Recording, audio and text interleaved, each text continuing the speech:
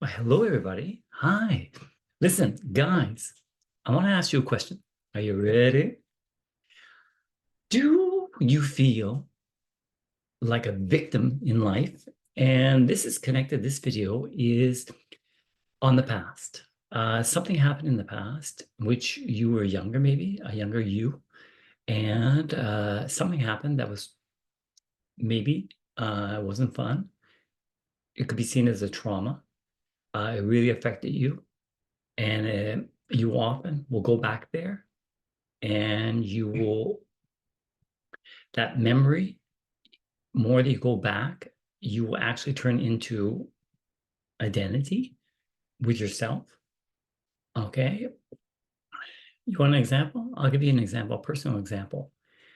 When I was 8 years old, um, my father, maybe if you've known in the other videos I've done, had a problem with alcohol. He was an alcoholic. So he would drink often, and to the point where we had a hard time paying the bills. And I have 7 brothers. We're a family of 8 boys, remember? So my mom, at one point, when I was 8, we only had 6 boys at that time. She separated from my father, and she took us boys. I was 8 to another place, but uh, my brother Troy, who was a little bit older than me, 11 months, we were Irish twins. He stayed with dad because he loved the farm. He come from a farm. He loved the farm, so he wanted to stay. But my mom was scared because he would be, he's only 9 and my father is drinking. She was scared for him. So she took my father to court, and my father had more money. So he hired a competent lawyer, and my mom didn't have any money because she was a stay-home mom with 6 boys to raise. And what happened is she got a state of lawyer from the state. And we know in movies they're not really good lawyers. Well, this wasn't a very good lawyer, and dad's lawyer was able to show that mom was not a competent mother. So dad won the custody. And when she got home, she started crying. And as a child, I I was with her and I said, "Mom, what's wrong?" And she raised her head. She said, "Well, Patrick, your father won the custody. So he's keeping Troy." And the court, his lawyers said in front of the court that I was an incompetent mother. And that's why he won the court case.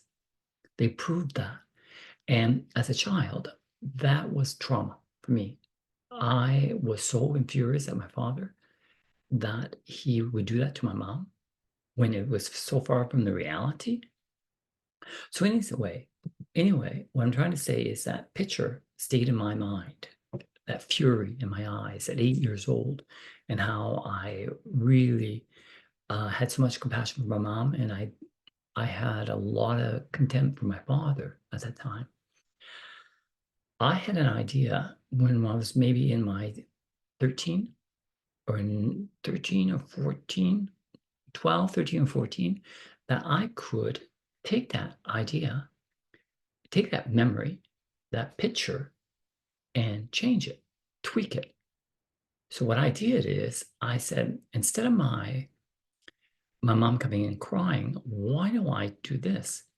My father came in and he picked me up on his shoulders, and he was running around the place, and me laughing and him laughing too. And my mom was celebrating too. So I made it into a happy memory. Now you might think, Patrick, what are you thinking? You can't change the past. Listen, I've already said, you know that your experience in the past, we've already looked at that. It was a perception of the reality. And I know that the story I just gave, the perception seemed very close to the reality. But since our mind doesn't know the difference between, well, if we say it enough times, our thought goes into our subconscious. I think that's understood. And the subconscious does not know the difference between fact and fiction. So I said, let's do this. I changed that memory into a happy memory. And finally, when I was 9, my parents did get back together and they had 2 more children. Okay, so I still kept that memory. And that my dad came to my mom's place and picked me up on his shoulders, put him on his shoulders, and ran around the apartment. And I did it so much that I started, whenever I think of that, I would see that picture more than me crying, my mom crying. That picture didn't come up very often now. So, and I realized something from that experience, that one, we spent too much time, us guys, well, actually all of us, but guys, I'm talking to you, we spend too much time focusing on the past and what happened to us and wallowing. You understand the wallowing? I mean, putting ourselves completely in the past, experiencing that pain all again. And that is, that's a problem, because 2 things can happen. If you wallow in that pain and you're always going back to that same memory, which is painful, it hurts every time you go back to it. 1, you're living in the past. 2, you're using that past experience, you're using that pain you're using it as a way of identifying with it. You're not conscious of that, but it's happening. That, oh, I'm not lucky. You don't say it, but you think it. So think it or say it, feel it. It's all your identity, how what you identify with being a man. So be conscientious of that. And why not these memories? When we were children, I have compassion there. What I'm going to do is the next video I'm going to talk about trauma more, and I'm going to give a suggestion about trying to heal those of us that had trauma. Me too. Okay. So, but for right now, for this video, I want you to just think of past happenings that were not as happy. You could take that memory and tweak it to make it happier and revisit it like I did. So when I think of that memory, I think of the new one. So instead of making me depressed, it puts a smile on my face. That is not me feeling cracky. No, it's quite smart. And we see that it's being done. Now, I have done it and it helped me. Why can't it help you? It can't. Because what you have to do is get that new memory into your subconscious. And that means just repeat it enough times during the day. And after 21 days, it's down there. And now, when I was 8, the memory of Dad picking me up on his shoulders comes more easily to me than me crying. But even if I visit me crying, it has less pain. It has less pain because I'm more conscientious now. When I was a child, the way I experienced as a child, an 8-year-old, I'm not 8 now. So I'll talk about this more in the next video that I'm going to do for you soon.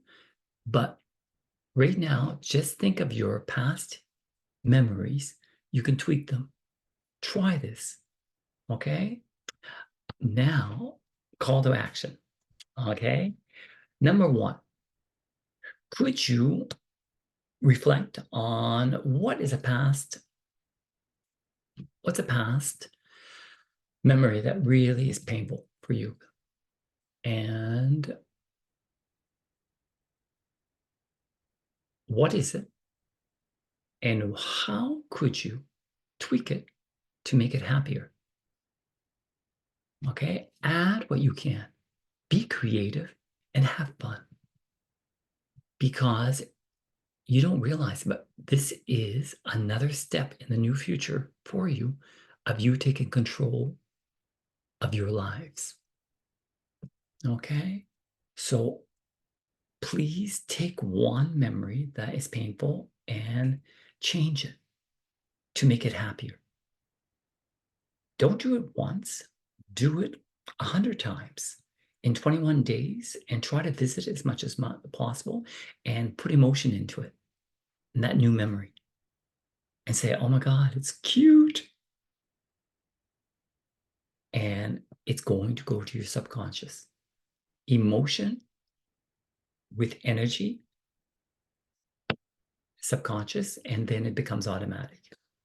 Puts a smile on your face as opposed to a tear. Okay? And you have nothing, listen, I'm going to say this right now. You have nothing to lose.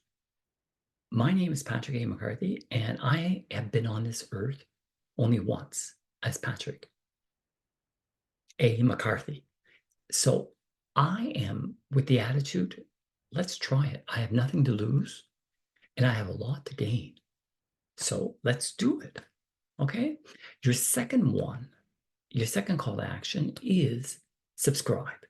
Okay? Subscribe to this channel. I'm going to get you, you're going to be notified as quickly as they come out when a new one comes out. And I'm going to try to add value, more value each time. So I'm going to say thank you. I wish you all the best and peace and love. Bye-bye.